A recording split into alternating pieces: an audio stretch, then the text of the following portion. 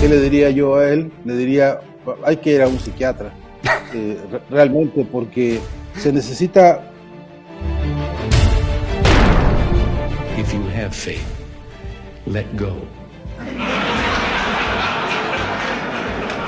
Pero entonces es peligroso tener gente como esta gente que hablamos dirigiendo países. I am the chosen one. Somebody had to do it. Es decir, está del lado de dictaduras. Lo que tienes que es más payaso, lo que tienes que es más gesticulador. Far-right figure like he's a Nazi. Este teatro de la democracia en realidad es un laboratorio en el cual las élites intelectuales y económicas pueden decidir cuál va a ser el futuro de las naciones. Creo que no tiene verdaderamente ni talento.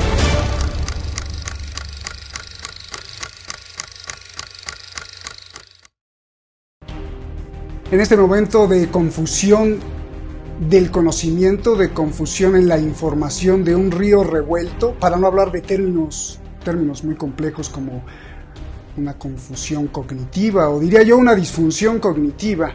El asunto es que medios de comunicación, élites, grupos de poder, hacen una revoltura total para confundir a los pueblos. Y entonces emergen, se alzan figuras, por ejemplo, como Eduardo Verástegui en México, o Milei en Argentina, o muchas otras más, y estamos ante la presencia de grandes figuras que seguramente, y eso lo vamos a analizar hoy, esconden muchas cosas en el armado del significado.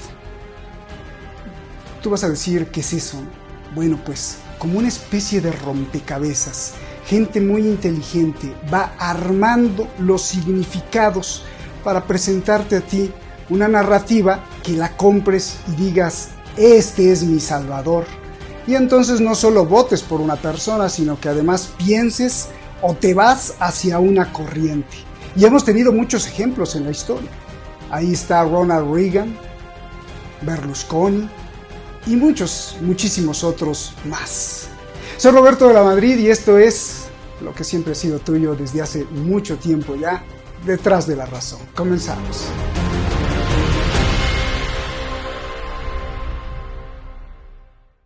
México, el PAN ha muerto. He said the best, not one of the best.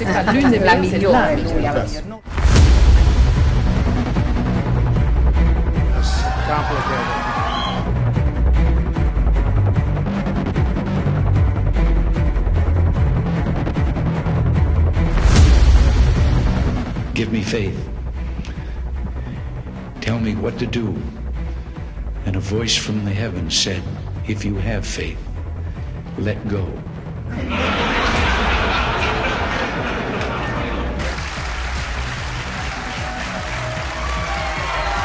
Dios te salve María. I am the chosen one. Somebody had to do it. But this is what the end result is.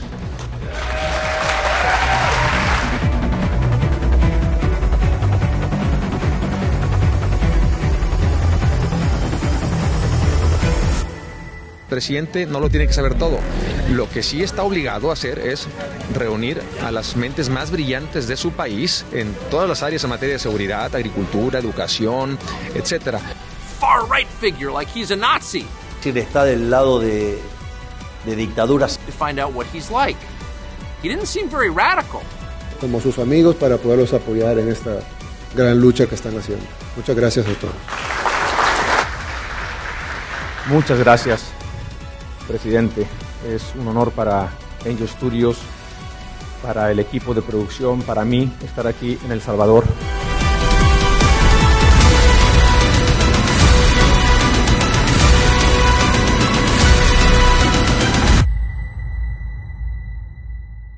Muchísimas gracias al equipo de Detrás de la Razón, muchísimas gracias a ti que nos ves en cualquier parte del mundo y por defender este espacio de libertad.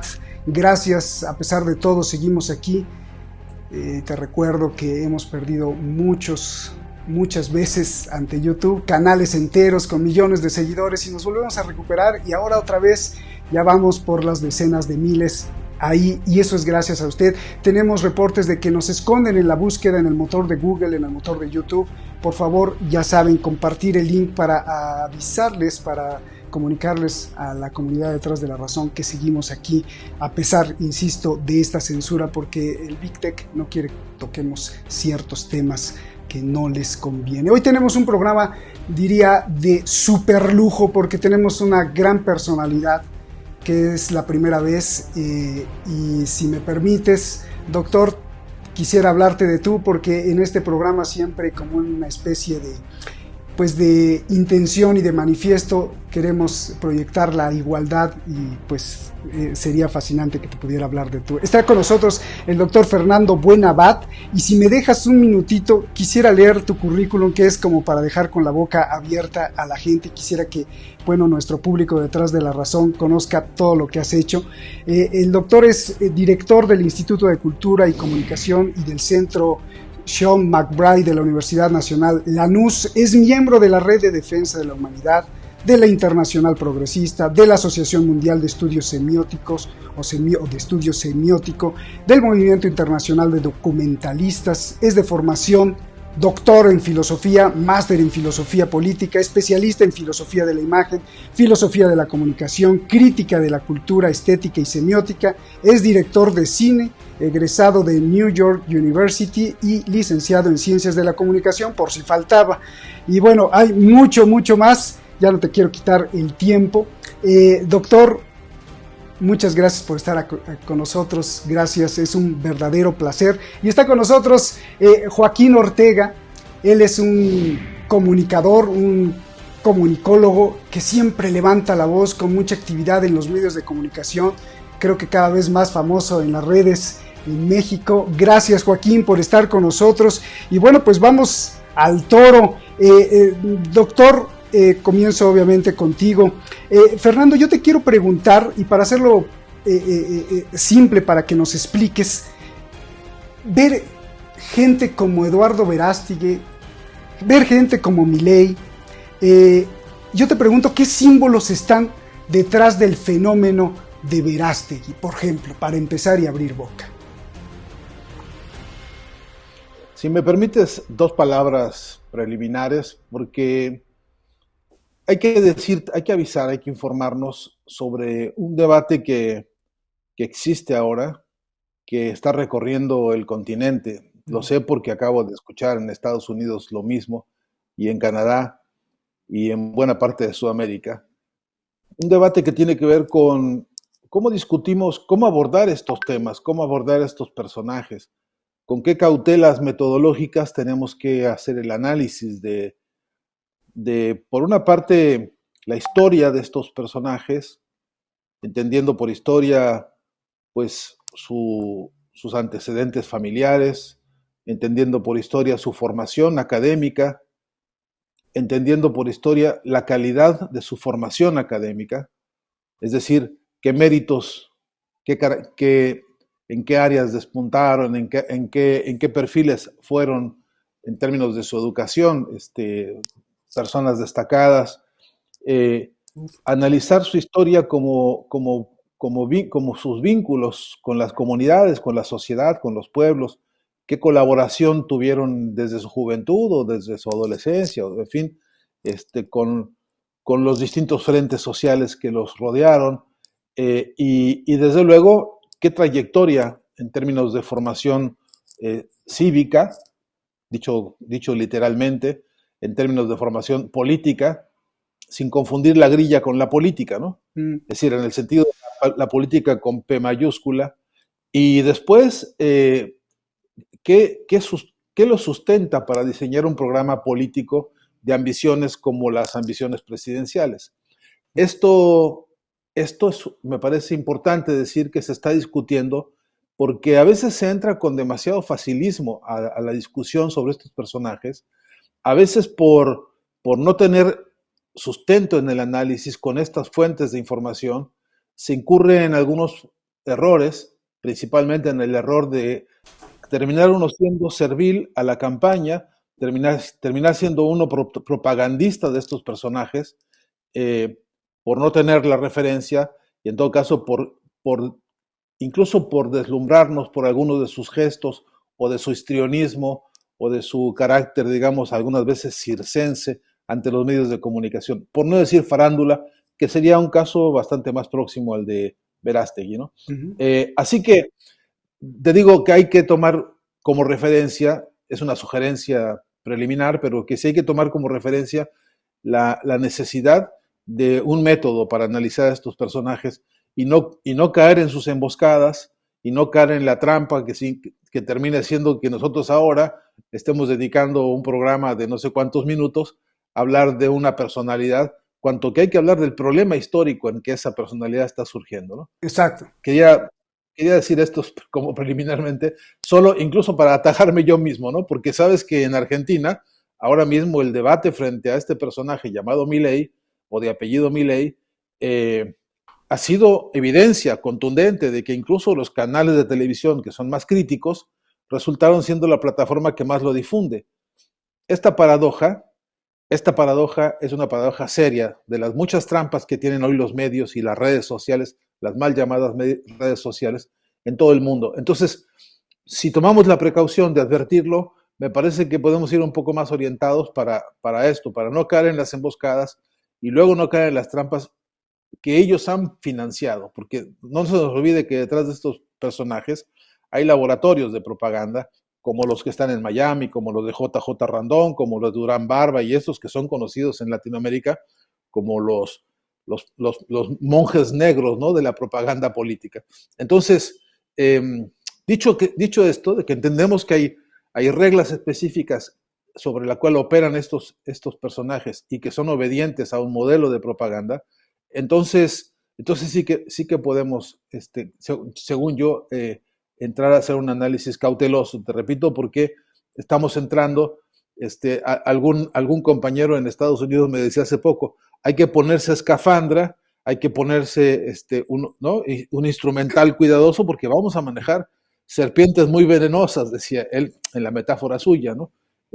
Y es que es cierto, es que es verdad que estos productos de la maquinaria propagandística que está operando nos exigen a nosotros no abordar el asunto con facilidad, con facilismo sobre todo, y no ser incautos para acabar siendo serviles a su proyecto de propaganda, ¿no? Qué bueno que lo aclaras, Fernando, y perdón por interrumpir si te molesta que de pronto te interrumpa, pero qué bueno que lo aclaras porque no es algo ni banal ni farandulesco. Sí, el personaje podrá ser muy farandulesco, pero lo que está detrás sí esconde estructuras muy fuertes y muy firmes, como gente que sabe de semiótica, como gente que sabe de los significados, y eso, digo, la aclaración yo creo que viene perfecta, ¿no? Gracias, Fernando. Adelante y perdón por haberte interrumpido. No, hombre, me parece que está bien que a veces una conversación como esta comience por decir esto, ¿no? Sí hay que entender el territorio en el que uno se mete.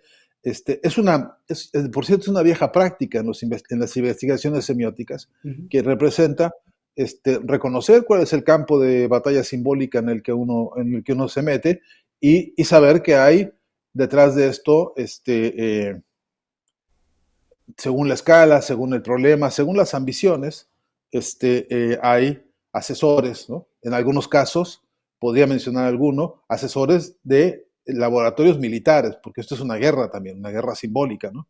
Y que operan como operan en cualquier territorio, como ahora mismo operan en Ucrania, toda una red de manipulación de información, toda una red de despliegue de fake news, toda una red, ¿no?, de tergiversaciones que acaban produciendo lo que tú muy bien dijiste al principio, lo que decía mi abuelita, ¿no?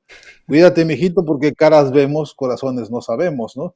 Cuídate, mijito, porque las apariencias engañan. Bueno, pues para eso hay una ciencia de las apariencias, que es la semiótica.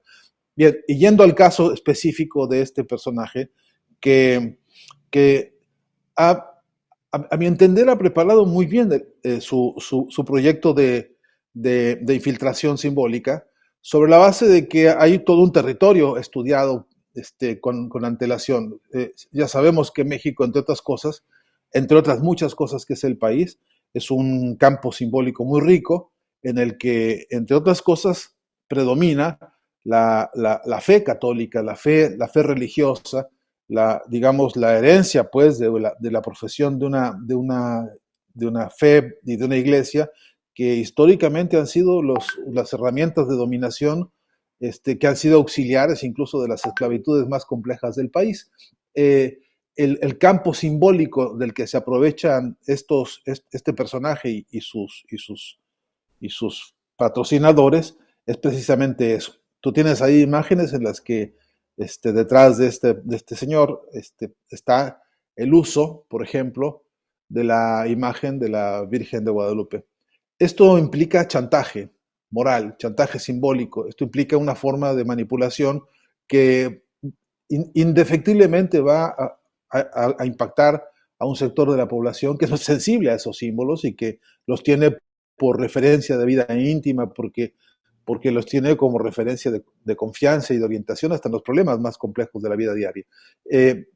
Volverse intermediario entre esa imagen y un discurso político indica ya una trampa simbólica a la que hay que tener mucho cuidado, ¿no? Y dije la palabra trampa y sé de lo que estoy hablando porque quiere decir dos cosas. Uno, que alguien o algo autoriza a este personaje a aparecer como portavoz de un mensaje de esa imagen o de ese símbolo, que algo o alguien le hace creer o él se autopercibe pues como mensajero o como orientador o como un predicador de ese mensaje, y que entonces hay que depositarle toda la confianza, la misma que le depositamos al símbolo que se pone a las espaldas, ¿no?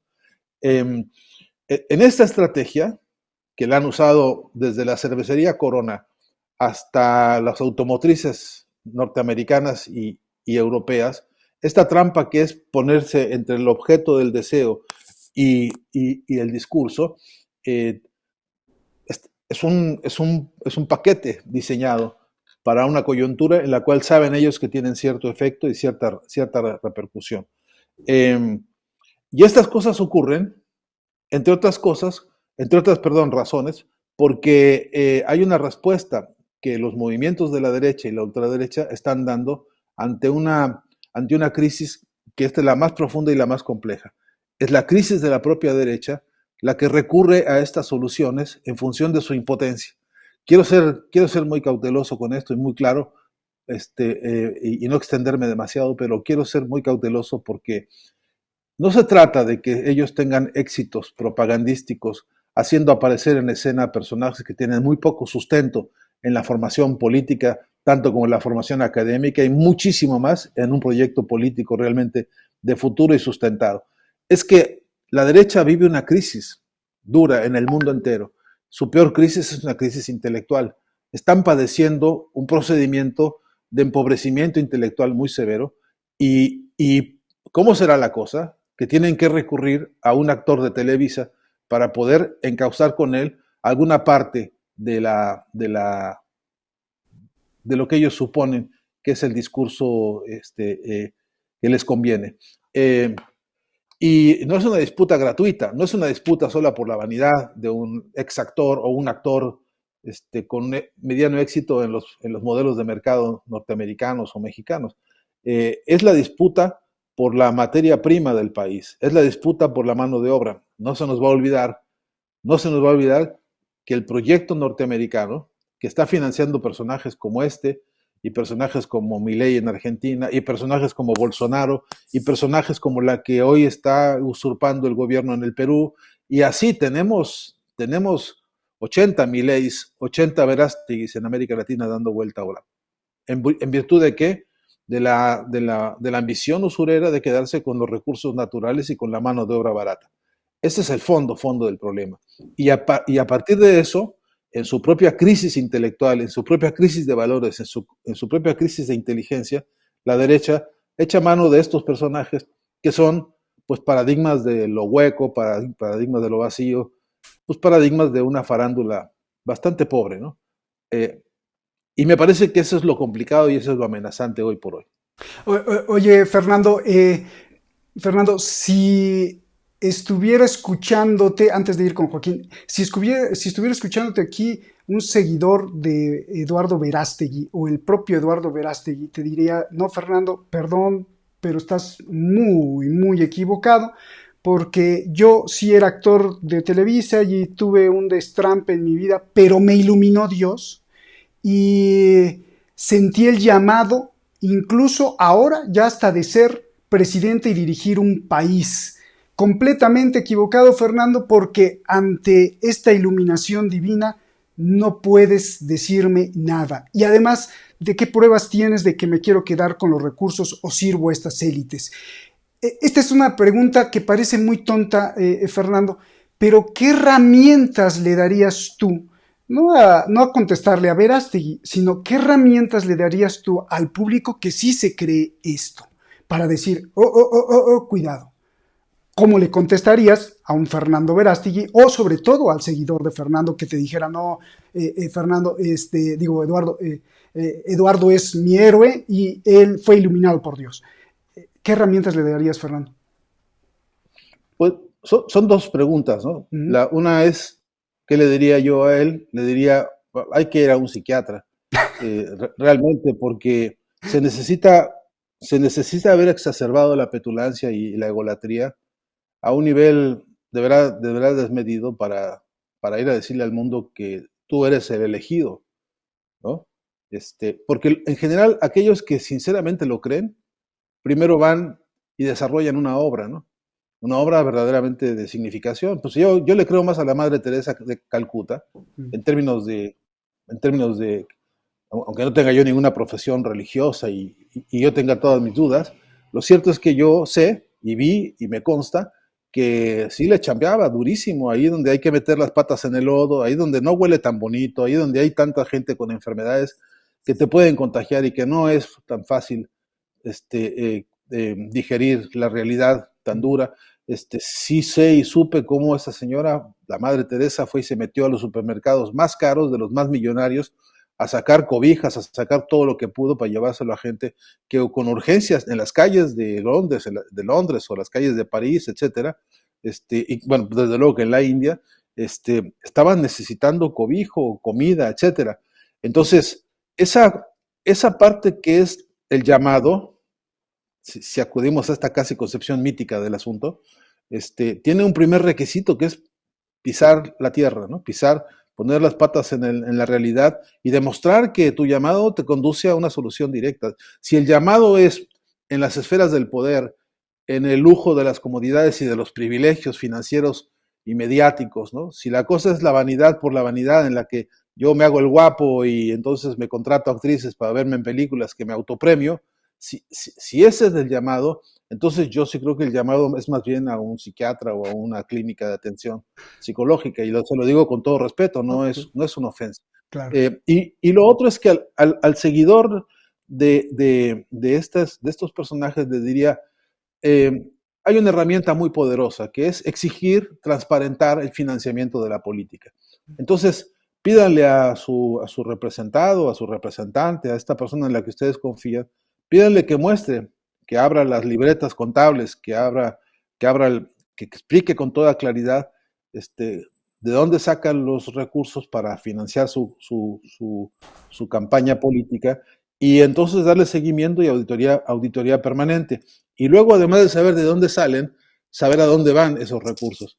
Porque también en ese recorrido es posible que tú comprendas la coherencia de un candidato, que al margen de que tú quieras o no interpelarle su estructura de pensamiento, su programa político, si lo tuviere, es indispensable interpelarle el bolsillo, porque no pocas veces, cuando los votantes se percatan de la cantidad de tranzas que han hecho sus candidatos para los negocios que se hacen, y luego cómo se hacen las componendas de un candidato que recibe incluso del gobierno, ¿no?, del financiamiento de las campañas políticas del Estado, para ir a darle la lana a sus cuates de las agencias de propaganda, de sus amigos de las, ¿no? Incluso a los mapaches, ¿no? Porque sabes tú que hay mapaches que se dedican a esto, que es venderte votos y tergiversarte procesos electorales, viejos vicios de la corrupción que en México son todavía vigentes, y que son justamente los canales por donde se fugan los financiamientos de la política. Cuando uno cuando uno conoce eso, cuando uno le exige a cualquier político, y yo diría a cualquier persona, transparentar el financiamiento de su obra, entonces uno ahí encuentra una mejor y más coherente razón para confiar en ellos o para de plano desconfiar. Y eso me parece que en general no ocurre en las formaciones políticas, ni en la creencia, ni en la confianza que la gente tiene en tipos que salieron de la televisora, ¿no? Gracias por tu discurso muy prolijo, muy puntual, con una claridad brillante, te lo agradezco mucho, y no son flores así nada más, ni piropos tontos, sino de verdad te lo aprecio mucho con esa rigidez. Dos preguntitas más, voy con Joaquín, te dejo la siguiente pregunta ahí para que le vayas pensando. Es más, si no estás de acuerdo con la pregunta, pues tú me dices mejor por acá, pero me imaginé que, por ejemplo, valga este símil, que las personas fueran como proteínas, y entonces de pronto abren sus bracitos, las proteínas tienen pues valina y todos estos aminoácidos para recibir información. Y entonces la pregunta, viendo así a las personas, ¿por qué en este momento, Fernando, la gente está con una sed terrible de recibir justamente esos pedacitos de información o de significado que estudia tu área, para poder seguir o poder entender su propia realidad y después obviamente votar? ¿En qué momento emocional estamos, o en qué momento psiquiátrico, o en qué momento antropológico que la gente está sedienta de hacerle caso a gente como Verástegui, como Milei, como en su momento Zelensky, Trump, no sé? Ahí te la dejo, Fernando. Voy con Joaquín. Joaquín, tú que estás en los medios, gusto en saludarte, un abrazote. En los medios de comunicación, ¿tú has visto que haya gente que sea muy intelectual y esté pensando cómo crear el significado, o cómo entender incluso la semántica para poder enviar un mensaje que el público lo compre, o se la tragan así directa de los laboratorios, que también me consta a mí, que viene ya el mensaje y los medios de comunicación no son ni para nada filtro, y es la pura ignorancia que nada más repiten, y entonces pues envenenan a la gente, o con una gran irresponsabilidad no tienen ni idea de lo que cubren, o no tienen idea de lo que hablan o de lo que dicen? ¿Cómo la ves tú en este fenómeno Verástegui, cuando se replica incluso para contradecirlo o criticarlo, pero sin estas herramientas que el mismo Fernando al principio ya estaba alertando de que cuidado con los debates, porque a veces entra uno sin especificar justamente o el marco teórico o las herramientas para utilizar y entender de qué estamos hablando? Entonces, la pregunta, Joaquín, es: ¿los medios de comunicación, desde tu visión, se la tragan así, o es que de verdad son inteligentes? Bueno, los medios de comunicación no se mandan solos, por supuesto, y normalmente son la voz y la opinión de sus dueños. Ese es el problema de la democracia de la comunicación, que francamente ahorita no existe. Dentro de la ideología liberal, desde sus inicios en 1930 y mediados de 1930, se mencionó claramente que para ellos la democracia no es más que una especie de teatro, una especie de artificio, y que el verdadero arte comunicacional era una cosa que le pertenecía a las personas libres, a las personas entendidas y estudiadas que sí saben de política, y le correspondía a ellos manipular el discurso democrático y mediático para arrear a lo que Walter Lippmann llamaba el rebaño desorientado, que ellos no sabían qué hacer y que iban a hacer lo que los medios de comunicación y lo que las personas elocuentes y estudiadas les digan que deben hacer. De esta forma, este teatro de la democracia en realidad es un laboratorio en el cual las élites intelectuales y económicas pueden decidir cuál va a ser el futuro de las naciones. Hay un problema. A partir del 2008, más o menos, la crisis económica demostró de facto el deterioro o el final de la era neoliberal, y al destruirse el proyecto político neoliberal, también se destruye esta sombrilla ideológica que podía aglomerar a personas como Jair Bolsonaro o como el actor Diego Luna dentro de la misma dentro del mismo colectivo político. Y cuando esto se destruye, pues pierden el sentido.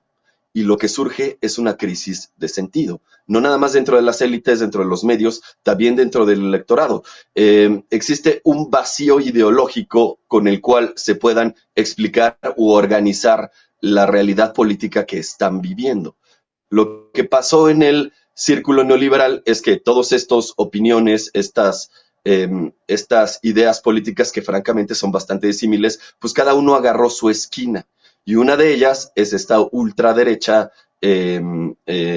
pentecostés que estamos viendo no nada más en México, en Estados Unidos y en otros lugares de Latinoamérica. En España es particularmente dura. Como bien dijo el doctor, no vienen solos, vienen ayudados por una red de comunicación y de propaganda que en ocasiones está financiada desde el Departamento de Estado de los Estados Unidos o de otros políticos y corporaciones. El Atlas Network, que es muy conocido, lo has mencionado tú varias veces en este programa, y ellos son quienes han estado asesorando a este tipo de políticos de ultraderecha: Javier Milei, Eduardo Verástegui, el propio Jair Bolsonaro, Janine Áñez, y creo que la lista es bastante larga. Claro. Lo que está tratando de vender el grupo de Verástegui es lo que llamamos una generalización virtuosa.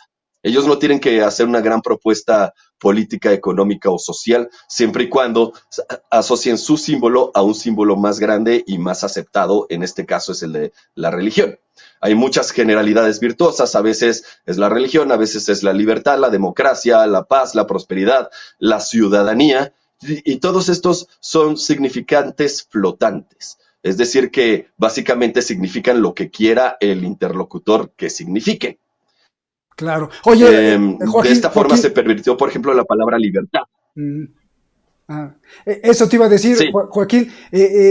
Eduardo, si nos va a escuchar, porque luego nos llueven bots y también contestaciones, pero te va a decir, no, pues precisamente, Joaquín, hay unos vacíos, hay una crisis de significado, y yo traigo el significado, porque aunque no se ha escogido, estoy reproduciendo la palabra divina, que es amor para todos, que es buscar a las mentes, y sí traigo propuestas políticas, buscar a las mentes más brillantes para dirigir un país. Yo no sé todo, sino las mentes, es buscar a las mentes más brillantes para dirigir un país y proteger al pueblo, este pueblo. E incluso me llamó la atención que repitió las mismas palabras de Trump en inglés: Make Mexico Great Again, ¿no? Vamos a hacer México grande otra vez. Pues ahí te diría, aquí está la solución, Joaquín. Yo traigo el significado, y cómo vas a poner en tela de juicio el significado divino. Porque creo que es un significado, repito, bastante flotante.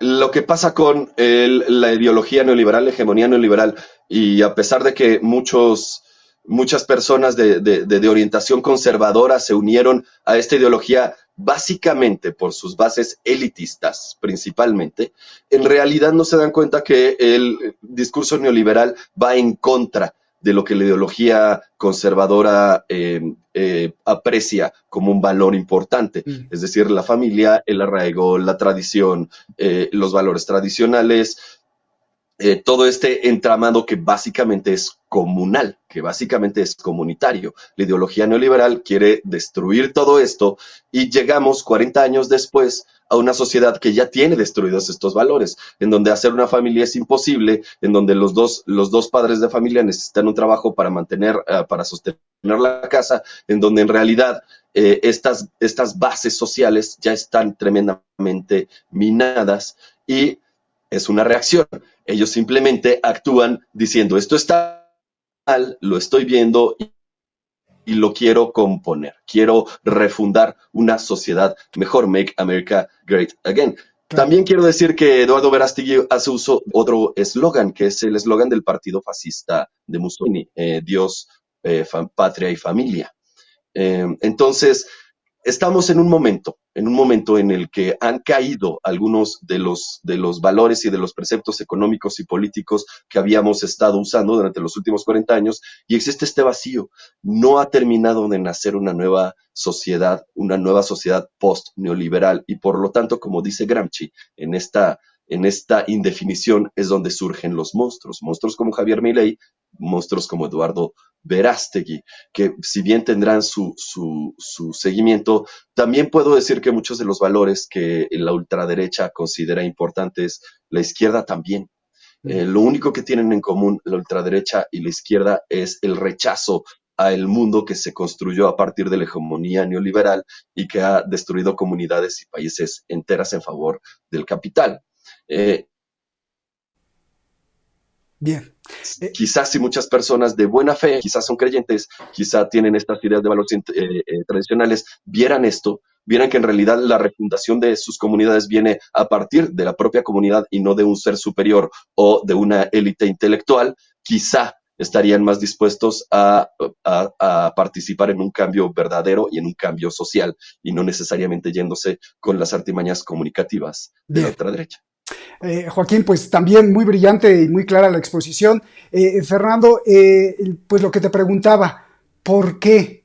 ¿Por qué nosotros aquí en Detrás de la Razón, en este programa, que pues ya tenemos 10 años de estar al aire en diferentes plataformas, tratamos de estudiar muchísimo, con mucho respeto a las personas, y a veces veo comentarios, miles de comentarios, que verdaderamente alaban a Verástegui o alaban a una figura como Verástegui en otras partes? ¿Por qué se abren como este tipo de proteínas que buscan el ADN mensajero, se comen el significado y hasta se satisfacen y respiran?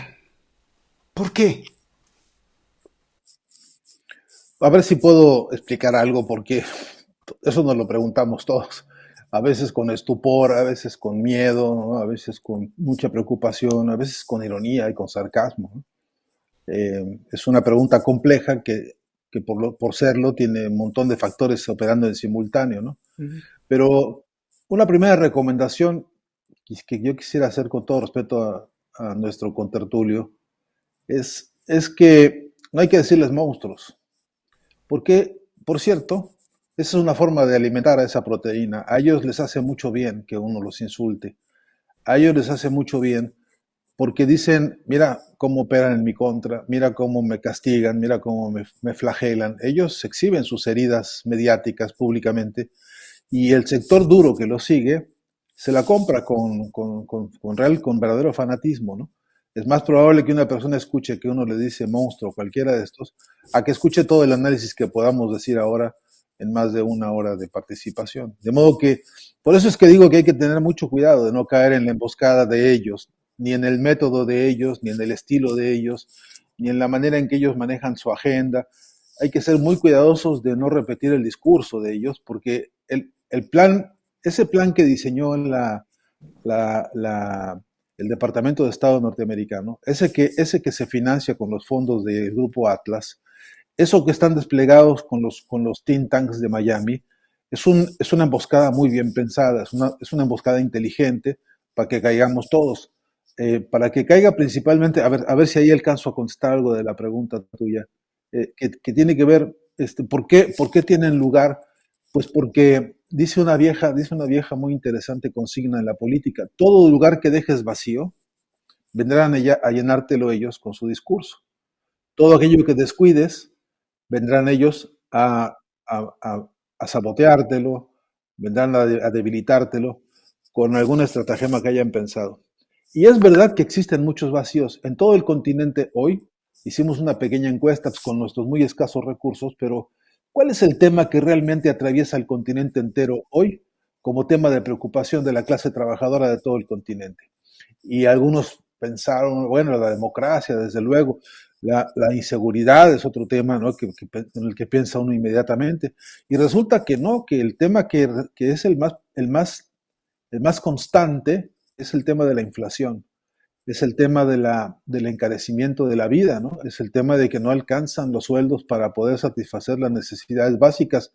Y en países como Argentina, que hoy por hoy tiene una proyección de 120% de inflación para este año, eso ya raya en niveles de desesperación que tiene muy desilusionada, muy decepcionada a un sector de los votantes, porque se les prometió otra cosa, porque esperaba el electorado argentino esperaba que de la mano del proyecto de Cristina Fernández y del kirchnerismo, algunos de los problemas añejos, sobre todo en abastecimiento de alimentos, sobre todo en, digamos, en la canasta básica y en las cosas elementales, mira como elemental poder estudiar, poder pagarse una carrera, poder, en fin, han venido decreciendo en sus posibilidades objetivas muy significativamente. De eso se vale la derecha y la ultraderecha, pues justamente para venir a llenar ahí lugares en los cuales operan con habilidad, porque tienen expertos en esa semiótica, que es la semiótica para desfondar la confianza de la gente. Entonces, ¿cómo es posible que la gente prefiera y vote esto? Porque ha sido posible borrar de la memoria inmediata la pandemia, por ejemplo. Si nadie en el análisis político o geopolítico de la región hoy pone como elemento de condición del análisis los efectos de una pandemia que ha sido desastrosa por todos lados, por más que la disfracen y todavía hoy está viva, todavía hoy en la mañana se anunciaron posibilidades de contagios de COVID, todavía hay poblaciones en este continente que no han visto una vacuna ni para milagro, todavía hay rezagos muy serios y estos acuden a esos espacios de rezago para decir, mira la ineficiencia, mira cómo se roban. De hecho, en Argentina, Milei acude al concepto de casta para acusar, ¿no?, al cuerpo político y a un sector de la industria, y entonces la casta que roba, la casta corrupta, pero nunca dice que él es parte de esa casta, ¿no? Y ahí hay una emboscada que es, por eso te digo que hay que ser muy cauteloso, porque en nombre de la libertad, Milei está vendiéndole hoy al país la dolarización de la economía. Es decir, en nombre de la libertad, proyecta una esclavitud al dólar que no tiene remedio. Hay que ver los países que se dolarizaron, el verdadero desastre que están padeciendo en términos de haber aniquilado su moneda propia, ¿no?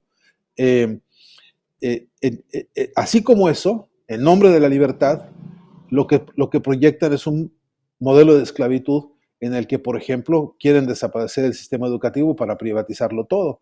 Ya anunciaron la privatización de los servicios de salud pública. Por supuesto que quieren privatizar el petróleo, por supuesto que quieren privatizar el litio, por supuesto que quieren devaluar la moneda todavía 4 veces más para que entonces tu salario mínimo sean $20 al mes. Esta es la proyección. No estoy exagerando, estoy tratando de ser cauteloso con los adjetivos, pero estoy tratando de pintar, al menos así en unas cuantas palabras, el modelo del discurso con el que ellos quieren venir a llenar los vacíos que los otros sectores han dejado.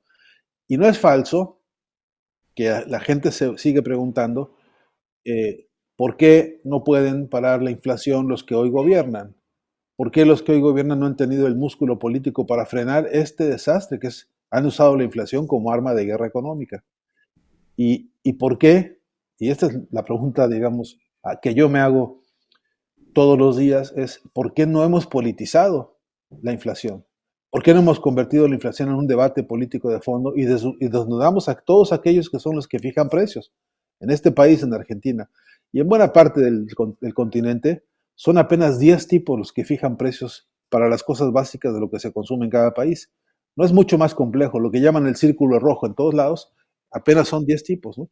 Si tú te pusieras a ver en México quién fija los precios de la telefonía y quién fija los precios de internet y quién fija los precios de las llamadas redes sociales, tendrías a 1 o a 2 tipos, ¿no?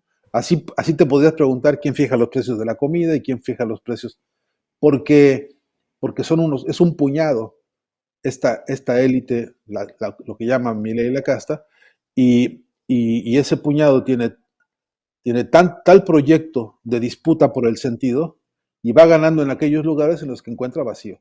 Esta es una explicación que todavía a mí no me deja nada contento, porque yo sé que no es una explicación que realmente sintonice con lo que los pueblos están necesitando para orientarse, pero también tengo muy claro que para nosotros incluso es un reto, porque nos están presentando muchas novedades en las operaciones de manipulación simbólica, y que nosotros venimos muy atrasados también en los campos académicos y científicos, porque además de necesidad de actualizar herramientas para poder investigar, para poder desmontar esta maquinaria ideológica, esta maquinaria simbólica.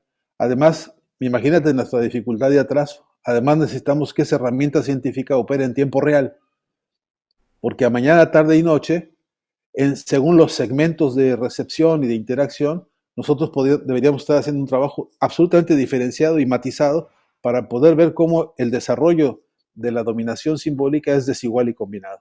Y que nuestros instrumentales, los cuadros capacitados en la ciencia o de la semiótica, son tan pocos y son tan poco solidarios algunos de ellos, porque casi todos trabajan para la publicidad o para la propaganda oficial, ¿no? O la de mercado. Entonces, sí que estamos en una desventaja y sí que estamos con atrasos muy serios, dando una batalla, te repito, difícil, y a veces con la ilusión torpe de querer madurar una manzana con un soplete. Fernando, pues ya regreso contigo con la última, y justo lo que estabas diciendo me recuerdo que en la Facultad de Filosofía en la UNAM casi me crucifican cuando presenté mi tesis de filosofía, porque justamente reclamaba yo eso. Por favor, filósofos, salgan a la calle y ayudemos y entendamos que tenemos que estar en tiempo real. No dije tiempo real, pero sí en el momento para poder, con toda la teoría, con todo el embalaje de disciplina, poder entender y ofrecer herramientas. Qué maravilloso que te hayamos encontrado, Fernando. Joaquín, bueno, pues ya te iba a hacer una pregunta, pero ahí tienes la réplica: monstruos o enanos, que te hace Fernando. Y si también desde los medios de comunicación en los que has estado, desde ese atril, ¿cómo se ve? ¿No sería otro factor el problema de la ignorancia tanto espiritual como intelectual en el grueso de los pueblos, que permite que sean engañados así?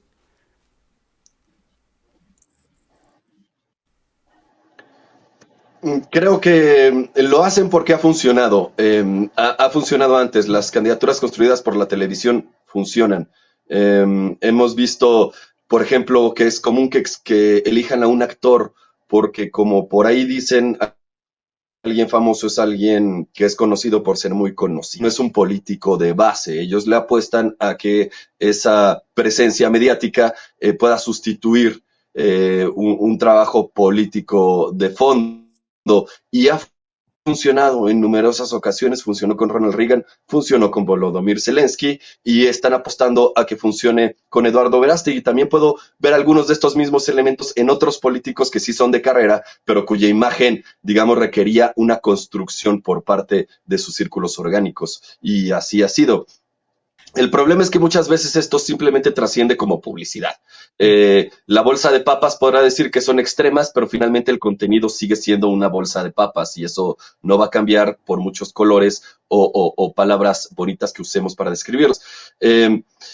Sin embargo, ha funcionado, y creo que tiene razón el doctor Abad cuando dice que todos los campos de sentido que no tomemos van a ser ocupados por ellos. Si bien en Argentina han usado mucho el tema económico, el fracaso de la izquierda en el tema económico y la frustración de la población con la inflación para hacer un discurso propio de la izquierda, y como decía Slavoj Žižek, lo que hizo ganar a Thatcher en su momento fue que prometió cosas. La izquierda se dedicó a decir cómo las cosas están mal, quiénes son los culpables, pero Thatcher se dedicó a prometer que tú puedes ser libre, que tú puedes tener la dirección de tu propia vida y de tu propia economía, y que el gobierno no se debería meter, que tú ibas a triunfar si ellos triunfaban. Y ese es precisamente el discurso de Milei, un discurso que, a pesar de que está lleno de aspavientos y de algunas expresiones, digamos, exóticas, finalmente lo que está prometiendo es pujante, es propositivo, es que a ti te va a ir mejor si el gobierno deja de meterse en sus cosas. Si destruimos todo este aparato de gobierno que nos oprime, lograremos ser libres. Es básicamente su discurso. Tengo que decir que el discurso de Eduardo Verástegui no está ni la mitad de bien pulido. ni tampoco es ni la mitad de notorio. En México, gracias al ejercicio comunicativo de López Obrador, finalmente sí se ha logrado de cierta manera contrarrestar lo que los grandes medios, porque en México, tú lo sabes muy bien, todos los medios de comunicación están todos los días en contra de López Obrador. Es un esfuerzo increíble que López Obrador mantenga este número de aprobación, teniendo a todos los medios de comunicación en su contra el 99%. Y lo ha hecho con este ejercicio de la mañanera. Sin embargo, yo francamente considero que es insuficiente, que en México nos ha faltado una política comunicativa más integral. Actualmente están atacando, por ejemplo, a la ex jefa de gobierno con el feminismo. No es que su política sea antifeminista, no es que la protección a las mujeres, etcétera, etcétera, no haya visto mejoras durante su gobierno, es que semánticamente se abandonó el discurso. No es un lugar en el que el proyecto político de Claudia Sheinbaum esté presente. Y por lo tanto, la ultraderecha y la derecha neoliberal que se finge progresista, pues se han adueñado de ese discurso, diciendo que esta es una izquierda antiderechos, a pesar de que los números están ahí. Pero los números pueden decir lo que sea. Finalmente la comunicación tiene un componente mucho más emocional que racional. Y si no hemos logrado apelar esas emociones para contrarrestar el discurso de la derecha, pues ellos lo van a hacer. Bien. Ellos lo van a hacer y son muy buenos haciéndolos. Quizá aquí la idea es ocupar esos espacios. En México yo creo que hemos sido muy omisos y hemos empezado tarde, tanto en relatarnos nuestra propia identidad y nuestro futuro político, como para proyectarlo en el exterior. Claro que tenemos algunas cosas muy difíciles, tanto los monopolios mediáticos locales como seguramente los internacionales. Claro, Joaquín, se te está cortando. Y claro, que este tipo de discusiones se den en estos foros, se den en la formación de cuadros o en los institutos como los de doctor, pero que finalmente estamos alejados aún de la población. Bien. Y no hemos logrado formular un mensaje. Bien, nos marca fallas en tu internet. Joaquín, regreso contigo pues para la conclusión. Fernando, pues es un placer tenerte. Nos vamos, tu conclusión, lo que tú quieras decir. Y yo te pregunto dos cositas. ¿Cuál es el peligro o el beneficio de que gente como Verástegui se convierta en presidente de un país? Y la segunda pregunta es, ¿y qué está en el pueblo, en nosotros, o a quién creerle? Porque si no es Verástegui, vienen otros, o vienen otros que son al revés. Y, por favor, y nos vamos, Fernando, y muchas gracias, claro. No, al contrario, muchas gracias a ti y a la producción por la oportunidad de saludarlos y saludar a la audiencia. De paso te digo que no se van a librar de mí tan fácilmente. Que cuenten conmigo para otras oportunidades, por favor. Gracias. Quería decir dos cosas que me parecen urgentes, que es, además de analizar el escenario de la disputa por el sentido, de conocer lo mejor que podamos las herramientas y los financiamientos que ellos despliegan para esta batalla, tenemos que hacer un trabajo de autocrítica severa y preguntarnos si nuestro relato está a la altura de la historia, si realmente lo que nosotros creemos que podemos comunicar, como creemos que puede comunicarse, está a la altura de las necesidades históricas que tienen nuestros pueblos en América Latina. Es indispensable que nos hagamos una autocrítica porque nosotros mismos repetimos el formato de las escuelas norteamericanas y europeas en términos de producción de sentido. Nosotros nos han infiltrado con unas bibliotecas que son realmente tráfico de influencias ideológicas y consumimos unas bibliotecas y unas bibliografías en las universidades y en los talleres, etcétera, que no han pasado por una revisión crítica sobre sus marcos teóricos y metodológicos. De manera que creo que es indispensable que una autocrítica profunda nos haga saber que en qué modelo estamos empantanados, si estamos realmente siendo útiles al relato que se tiene que construir para la emancipación de nuestros pueblos.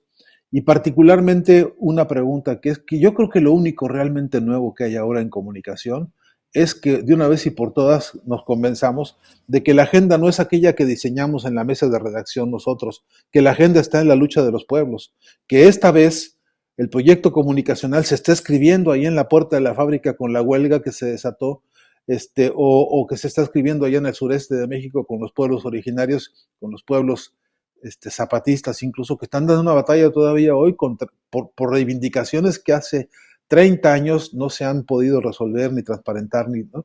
Que en Guatemala hay una agenda importantísima de las luchas de las bases, que en Brasil, que en Colombia, que en Perú, tenemos 35 movimientos de masas en América Latina con pueblos que se están organizando, con una agenda de demandas sociales, y esa es la verdadera importante nueva agenda, que es la que tiene que estar, pues, en los proyectos de comunicación emancipadora. Ahora, hay que saber contar la historia. Hay que tener el informe McBride del año 80, que se escribió en la UNESCO y en la ONU, primer documento internacional aprobado internacionalmente como un diagnóstico sobre los problemas de la comunicación en el mundo, se llamaba Un solo mundo, voces múltiples. La tarea de la diversidad se nos ha quedado aplastada justamente por el modelo del discurso único. Y ahí tenemos un trabajo que hacer crucial desde el campo de la filosofía. Yo soy de los que cree que la filosofía tiene que ser hecha por todos. Yo soy de los que cree que la filosofía tiene que ser una militancia en las calles, y yo soy de los que cree que hay mejores filósofos afuera de las academias que adentro de ellas. No tengo ninguna duda. Ahora, también la pregunta es qué clase de filosofía necesitamos producir hoy. ¿Qué relato filosófico es el que nos está demandando la historia? Todas estas preguntas o inquietudes me sirven para tratar de contestar a tu inquietud y a tu pregunta, ¿no? ¿Cómo vamos a encarar a los candidatos que se nos imponen? Bueno, Verástegui y Milei y todos estos van a hacer aquello que los pueblos les permitan hacer. El día que se le ocurra a Milei, por ejemplo, aquí, como ya prometió, desaparecer la moneda e imponer el dólar, se va a reventar la economía. Van a pasar, si mucho me apuro, 2 semanas antes de que las calles se incendien, porque aquel que está ganando hoy $200, por ponerte un precio, va a pasar a ganar 20, ¿no? Con la devaluación. Están calculando un dólar a no menos de 7,000 pesos argentinos. Entonces, de ocurrir semejante monstruosidad, el país se incendia. Porque aquí hay una historia. Este país está cumpliendo 40 años de su democracia, de haber rescatado su democracia de los intestinos de una de las peores dictaduras que se conocen en el continente. Acá desaparecieron 30,000 compañeros que son nuestros, que son de toda la patria grande, y esta gente fue y lo sacó de ahí. Este pueblo logró sentar a la dictadura completa para juzgarla y sacar de esta un mensaje poderosísimo, que es el mensaje de nunca más. Hay una tradición importante de lucha en este pueblo, como la hubo en Brasil, que logró deponer a Bolsonaro, ¿no? Como la hay hoy en día en las calles de Perú, que está haciendo lo imposible, ¿no? Ya convencieron a un mandatario como López Obrador. Imagínate lo que es eso, que un mandatario de un país como México, de plano, como lo hizo en alguna época México con respecto de Chile, tome determinaciones severísimas y no traslade la presidencia de un organismo internacional a una dictadora, ¿no? Eso es un mensaje muy potente, que no es una invención de una tarde alegre y poética de un líder, es la demanda que los pueblos tienen abajo, en las bases, y donde realmente se cuecen las papas duras, ¿no? Yo creo que coincido en que las posibilidades reales de Verástegui hoy por hoy en México son muy escasas. Creo que no tiene verdaderamente ni talento, y esto no lo digo como ofensa, lo digo como una caracterización de la calidad de su vocabulario, de la calidad de su inteligencia. Es que no completa un silogismo. Si me permites entrar a fondo, la estructura de sus universales y particulares no tienen conexiones. Es decir, de ese nivel de pobreza es su talante y su inteligencia, su talento. De modo que no es por ahora un candidato. Por supuesto que Milei no es que sea mucho más brillante, ¿no? Lo que tiene es que es más histriónico, lo que tiene es que es más payaso, lo que tiene es que es más gesticulador. Y en todo caso, Eso también es una estrategia y una cualidad fabricada. Pero, para sintetizar, ¿qué van a poder hacer? Lo que los pueblos les permitan, porque créeme que decía el viejo León Trotsky, tan querido en México, era como un tío de nosotros, ¿no? Los que íbamos a visitar su casa allí en Coyoacán, veíamos esta idea, decía, es que el acicate de la izquierda es la derecha, ¿no? Y en un momento es muy probable que justamente al ver estos personajes empoderar su estulticia, la razón profunda de los pueblos dé una respuesta histórica que nos hará a todos mucho bien, ¿no? Te agradezco enormemente, dejo un gran abrazo, tengo que irme ya, así que de todo corazón, pero volveremos a vernos seguramente pronto.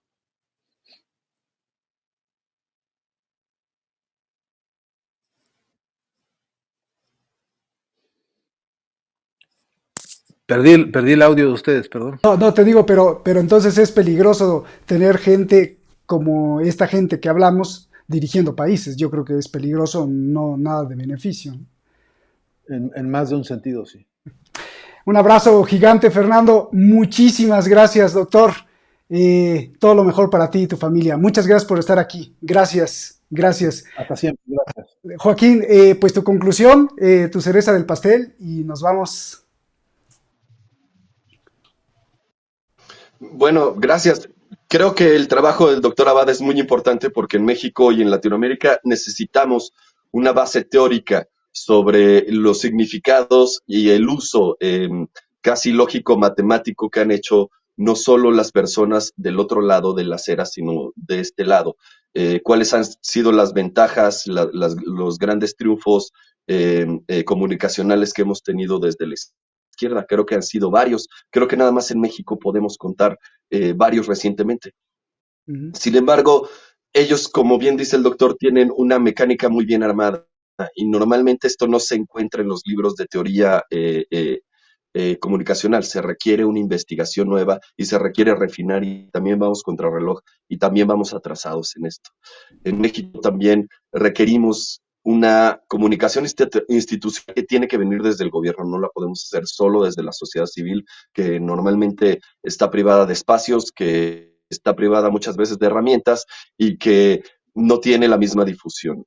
Si no es una política de Estado, yo encuentro muy difícil que logremos hacerlo desde las bases, aunque existen, por supuesto, unos intentos muy importantes y creo que tu programa es uno de ellos. Yo he participado en otros proyectos que también están tratando de contrarrestar esta gigantesca campaña mediática que viene desde la derecha, desde los diferentes sabores de la derecha. Pero sí, creo que hemos fallado en eso, creo que México se ha quedado atrás, estamos retrasados y el tiempo se nos viene encima. López Obrador sale el próximo año y para el nuevo proyecto de nación necesitamos un discurso que emocione, que convenzca y que sume a más personas. Necesitamos un mundo mejor y sobre todo no podemos hacer un mundo mejor si ni siquiera podemos imaginárnoslo, si ni siquiera podemos relatárnoslo a nosotros mismos. Así que creo que la tarea es titánica, pero creo que hay muy buenas ganas y muy buenas personas en este esfuerzo. Que así sea. Oye, Joaquín, y tener cuidado con corporaciones como, o televisoras como Televisa o como TV Azteca, o como los medios tradicionales, ¿no? Porque ahí siguen enquistados, produciendo ideas, sueños. Así es. Están en crisis económica porque en México eran lumpenburgueses, es decir, vivían del gobierno y cuando el gobierno dejó de apoyarlos, su economía está colapsando. Quiero pensar que mucho del colapso de Televisa es de propia mano. Traicionó a su audiencia de tal manera que les demostró que no son personas confiables y que es una institución a la que deban seguir. Y de ahí viene el enojo de la derecha con López Obrador, con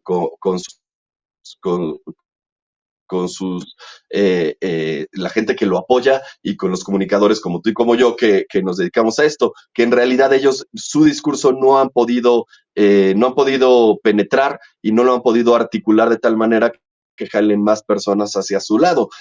Francamente, tenemos que aprovechar estancamiento de los medios de derecha para poder poner nuestro discurso allá afuera, porque ahorita nada más lo que la mayoría de los mexicanos tienen es la decadencia de la derecha y eso es con lo único que se queda. Muchísimas gracias y alerta también para todo el público, porque finalmente, aunque no vivan del gobierno, luego hay shows como La Casa de los Sueños que lo ven millones de personas tomándose el elixir de el desapercibimiento, de la cortina de humo, del no querer ver, de divertirse, de bifurcarse y por lo tanto de desunirse. Muchísimas gracias, Joaquín, un abrazo gigante, gracias por estar con nosotros y permitir hablar contigo, intercambiar ideas y sobre todo escuchar tu exposición muy valiente, además. Gracias, y gracias a ti que nos ves en cualquier parte del mundo. Es Detrás de la Razón y es tu casa siempre. Muchas gracias y hasta la próxima.